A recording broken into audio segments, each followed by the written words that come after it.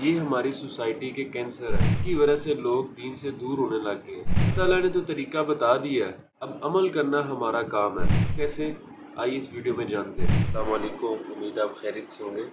Video کے start سے آپ کو پتہ چل گیا ہوگا کہ اس ویڈیو میں کیا بات ہونے والی ہے، اور اسی میں ہم ساتھ کچھ اور چیزیں ایڈ کریں گے، جیسے کہ غیر اسلامی سوچ، غیر اسلامی ڈر، غیر اسلامی خواہشات یا پھر غیر اسلامی تانے۔ تو ویڈیو کو آخر تک ضرور دیکھیں تاکہ آپ کو پوری بات سمجھ میں آ سکے۔ سب سے پہلے ان چیزوں کو ڈسکس کر لیتے ہیں جن کی وجہ سے یہ معاشرے میں پھیل رہی ہیں، بجائے کہ لوگ خود اسلام پر عمل کرتے اور اوروں کو بھی لے کے آتے، غیر مسلموں کو بھی اسلام میں لے کے آتے۔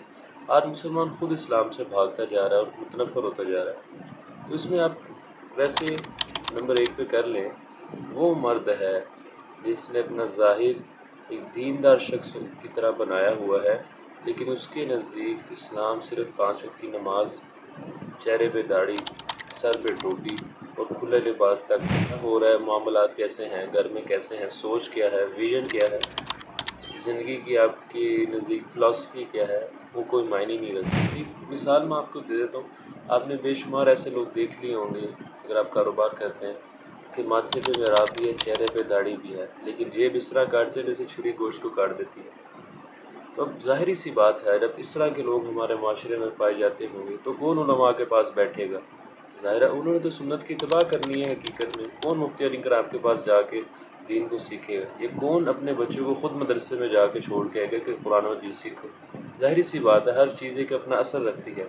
تو یہ ایک بہت بڑے کینسر ہیں ہماری سوسائٹی کے اندر، جن کی وجہ سے لوگ اسلام سے دور ہوتے جا رہے ہیں۔ لائف میں ایسے لوگ دیکھ لیے ہوں، اگر ان کے چہرے پہ داڑھی نہ ہو، ان سے پوچھوں اس کی کیا وجہ ہے، تو وہ آگے سے یہی بتاتے ہیں کہ بھئی یہ داڑھی آج کل لائسنس بن گئی ہے۔ جس نے دھوکہ دینا ہوتا ہے، جیب کاٹنی ہوتی ہے، کاروبار چمکانا ہوتا ہے، وہ اس طرح داڑھی رکھ لیتا ہے۔ اب ہر ایک کو اپنی عزت پیاری ہوتی ہے۔ وہ ایک الگ بات ہے کہ یہ بہانہ آخرت میں نہیں چل سکے گا کہ آپ نے داڑھی کیوں کاٹ دی، یا آپ نے نماز پڑھنا کیوں چھوڑ دی، یا ان لوگوں کی وجہ سے پڑھنا چھوڑ دی جنہوں نے نماز پڑھ کے اپنے کاروبار چمکائے ہیں، اس کو کیا کہتے ہیں، اپنا ایک امیج کریٹ کر کے۔ یہ بہانہ آخرت میں تو نہیں چل سکے گا، اور پھر بھی کتنا بڑا نقصان ہوگا۔ نمبر 2 پہ وہ عورت ہے جو صرف حجاب کر کے خود کو فاطمہ بنت علی سمجھنے لگ دیتی ہے۔ اسلام کے اندر عورت نے جتنی خدمات کی ہیں نا، سب سے پہلے شہادت اسلام کے اندر عورت کی حضرت سمیہ رضی اللہ تعالیٰ عنہ۔ حضرت عائشہ رضی اللہ تعالیٰ عنہ سب سے بڑی عالمہ ہے اپنے دور کی، مجتہدہ ہے، اور ام عمارہ رضی اللہ تعالیٰ عنہ سیاسی معاملات کو دیکھتی تھی۔ حضرت نصیبہ رضی اللہ تعالیٰ عنہ جنگجو تھی، حضرت خولہ جنگجو تھی، اور ایسی جنگ لڑتی تھی کہ آج کا نوجوان تو پڑھے تو ہل کے رہے۔ بات کرنے کا مقصد ہے کہ وہ عورتیں جو واقعی میں حیادار ہیں، شریف ہیں، اللہ والی ہیں، لیکن وہ اسلام میں پارٹیسپیٹ نہیں کر رہی۔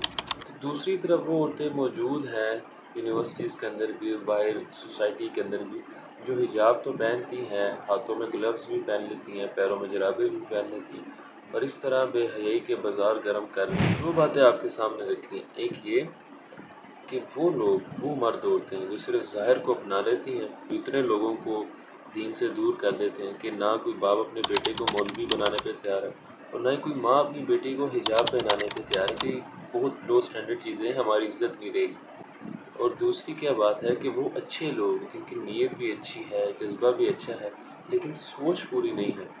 اسلام کو صرف برکت حاصل کرنے کے لیے اس کے اوپر عمل کیا جا رہا ہے، قرآن کو صرف برکت حاصل کرنے کے لیے کہ سر کے اوپر رکھو اور رخصت کرو، برکت ہو جائے گی، یا سورہ فاتحہ صبح کے وقت سورہ یاسین پڑھ لو تو سارا دن اچھا گزر جائے گا، یا کاروبار نہیں چاہ رہا تو سورہ واقعہ پڑھ لو، برکت ہو جائے گی۔ اس سے آگے جا یا نہیں جا؟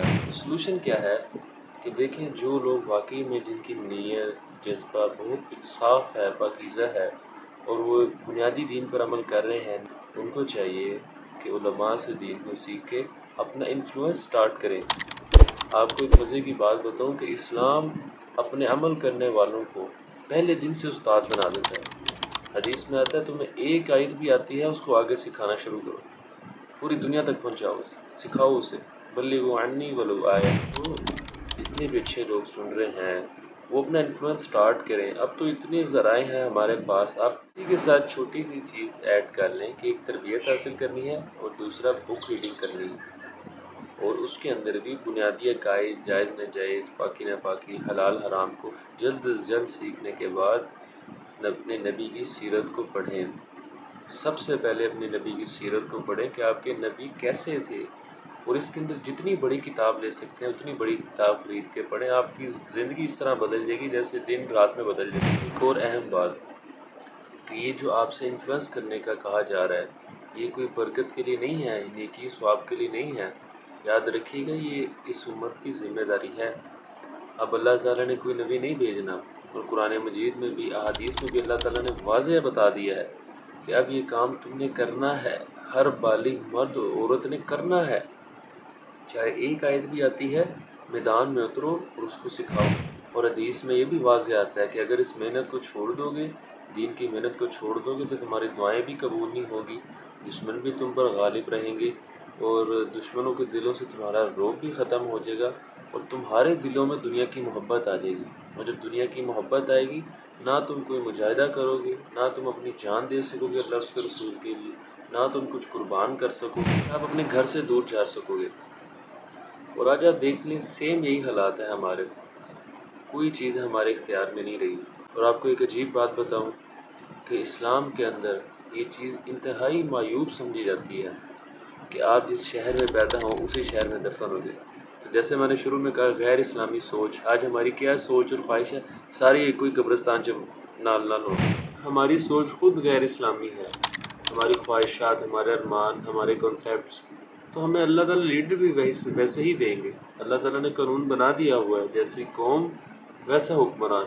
اول تو ابھی تو امت نماز پہ ہی نہیں آئی جو کہ بنیادی فریضہ ہے، اور جو سوچ ہے وہ بھی اپنی ذات کی حد تک ہے. جو دیندار طبقہ ہے اس کی جو بنیادی دین پر عمل کر رہا ہے اس کی بھی سوچ اپنی ذات کی حد تک ہے، وہ برکتوں والے دین کو لے لے. لیکن جہاں آتی ہے تبدیلی لانے کی، انقلاب کی، سوسائٹی کو چینج کرنے کی، وہ سمجھتے ہیں یہ صرف ملا لوگوں کا کام ہے. اس کو کلوز کرتے ہیں. مثال ایک آدھ آپ کو دے دی ہے، امید آپ کو بات سمجھ میں آئی ہوگی. اب شاید آپ میں سے کسی کے ذہن میں سوال ہو کہ بھئی میں انفلوئنس بار بار کر رہا ہوں، انفلوئنس ہوتا کیا ہے؟